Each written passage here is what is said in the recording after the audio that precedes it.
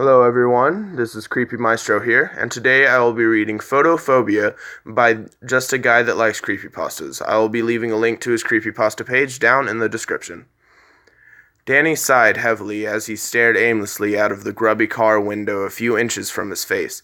His rural countryside neighborhood was usually a vibrant scene, coursing with energy from people going about their business as they did every week, but today, on a rainy Saturday evening, it seemed lifeless and dull. Together with the dimly lit sky, the downpour changed the bright colors he was used to seeing to boring shades of gray, like he was watching an old black and white movie from the 1930s. Nobody was outside, and few cars were on the road, just the same as most of the time he and his dad went out for their weekly shop at the local supermarket. After a few more minutes of the worn BMW rolling across the bumpy gravel, it stopped, and Danny glanced over to the supermarket. There it was, a regular-sized square of brick and mortar with a flashy sign on top that read, Johnson's.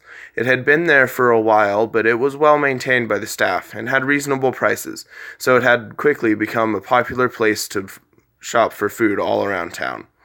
"Grab the bags," Danny's father, William, said as he unbuckled his seatbelt and shuffled out of the stained driver's seat. Danny reached around the back of the car, grabbing two reusable plastic bags and quickly following William through the rain and across the spacious car park into the supermarket. Stepping into the produce aisle, William produced a list of items written on the back of a dirty envelope from his coat pocket. The aisle was clean and organized, with a few other people standing around examining the various fruits and vegetables. The floor shined, lathered with a fresh coat of polish that made Danny feel guilty about stepping on it with his mud-caked trainers. His legs chafed annoyingly due to how baggy his jeans were, and his usually spiky black hair was drooping after they had run out of Vaseline. The rest of the aisles were pretty much the same, and Danny and William eventually made it to the checkout, having collected everything they needed in an undersized trolley. While William placed the food onto the checkout table, Danny stood awkwardly next to the till with his hands in his pockets. Suddenly, William produced an empty water bottle from one of the bags. "Danny, could you please put this in that bin in the corner over there?" It was such a simple instruction, but if the events preceding the shopping experience had never been, then Danny could have thrown the bottle into the bin without issue or second thought and continued with his day. Instead, Danny took the clear plastic bottle and placed it into the bin, not even thinking about what he was doing, as if he was a robot designed to perform one menial, repetitive task. Danny blinked. Suddenly, the bottle was back in his hand. He was standing next to the till again. A weird sensation began to wash over Danny as he slowly came to realize something. He couldn't hear, or feel, or smell, or even taste. All Danny could do was look. Panic creeped over to Danny and laid a hand on his shoulder, sliding its bony fingers up and down his spine, giving him a nasty chill. He glanced down at the bottle, beginning to lose more and more control over his body. The bottle was fused to his hand. It had become him. There weren't even any burns. It was just as if the bottle had been there for all of his life, like an extra limb. He tried to shout out to William, but the words came out garbled, and the movement of his tongue was slow and heavy. It felt like a slug in his mouth. He was facing the wall next to the exit, which was now withered and old, with paint peeling off of it, and cracks forming around the edges, but he couldn't turn around. Something in his body wouldn't let him, like a primal instinct that alerted him to a predator. A cold sweat was forming on Danny, but it pooled in his shoes and climbed upwards, all the way to his scalp, getting in his eyes, nose, and mouth. It was a disgusting feeling, to say the least, and all Danny could feel was that he was choking. It soaked his clothes, too, giving off a revolting stench that was the only thing Danny could smell. He tried breathing through his mouth, but the sweat tasted like vomit, mixed in with sickly, sweet cough medicine that would slide down your throat and stick to your mouth. The wall started to ooze, the sweat colored a tangy orange that reflected its taste. His vision was blurry due to the overwhelming amount of sweat in his eyes. Flakes of hair were being shed from Danny's head, and he could see them falling to the floor out of the corner of his eye. Danny blinked. Suddenly, Danny sat next to the till, from the perspective of the woman that was scanning the food. The sweat had gone, but he still had no control over what he was doing. Effortlessly, the woman's hand scanned the food, which was now moldy and broken, spilling onto the counter as it moved along. Danny didn't even recognize some of the stuff that was on there. Every time the food was scanned, the shrill, unearthly screech would ring through Danny's ears.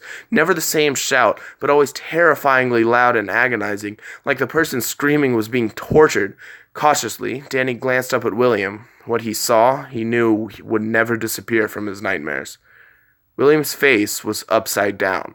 His mouth was where his forehead should have been, and his eyes were an inch away from his chin. He had feet for hands, gross, blistered feet that had veins bulging in every direction, and cracked brown toenails. Nobody else noticed, and nobody else cared. It disturbed Danny greatly to see his father, the man who had raised him alone for 17 years, mutilated in such a hideous way. People around Danny seemed to appear normal, but talked in a strange language that he could not comprehend. Listening to them for too long gave him a headache. Lastly, the prices coming up for the food made no sense at all. The numbers reflected the language people were speaking, but there was no consistency. Every item had a new set of symbols. Danny blinked. Just as quickly as before, Danny swapped the checkout lady for William. Danny found himself gazing into the bags that William's foot hands were dropping in the food into. The bags were organic, meaning they had sprouted from the floor like trees. Greenery poked out from the yellowish bark, misshapen and hypnotically tangled with other spots of greenery. The floor below showed no sign of damage, but the bags were without a doubt rooted in place there. It was the only somewhat pleasant thing Danny would find in that hell. Inside the bag was a mystery. It seemed to be a bottomless pit, just a black hole that would swallow anything that was put inside of it. That was what happened with the food. It would just evaporate into the darkness. Danny couldn't even hear a thump of the food landing somewhere. A clear view of one of the supermarket's windows didn't provide any information. There was nothing outside, just endless white space as far as you could see, like the supermarket was positioned on the edge of time and space itself. There were no customers anymore. Just William, the checkout lady, who had changed into an obscene, horrifically ugly, troll-looking character, and the physical body of Danny, who looked like he was in the process of melting into a vicious fluid. After seeing all of this, Danny was mentally exhausted. He couldn't try and resist any longer, and had lost the capacity to think, and keep taking in what he was experiencing. There was no explanation for any of it, none that he could find that wouldn't lead to the possibility of him being crazy. He knew that he would never recover. For the last time, Danny closed his eyes and kept them closed. For a while, nothing happened. Then he heard whispers, voices that were telling him things, secrets of the universe, things he didn't want to know. It was unbearable. The whispers grew into voices, the voices grew into shouts and sounds of pure fear, of anger and regret and sorrow and heartbreak. They were pure emotions channeled into a few noises that drowned Danny in a whirlpool of revelation that was spinning him around, sucking him in. Farther and farther down the rabbit hole, through the lion's den, across a burning sky, over a mountain of pain. The only recognizable sound was his heartbeat as it became faster and faster, like a machine whirring into overdrive. Until, as the voices reached a crescendo, it cut out altogether. Beep! Beep! Beep! Beep! We've lost him.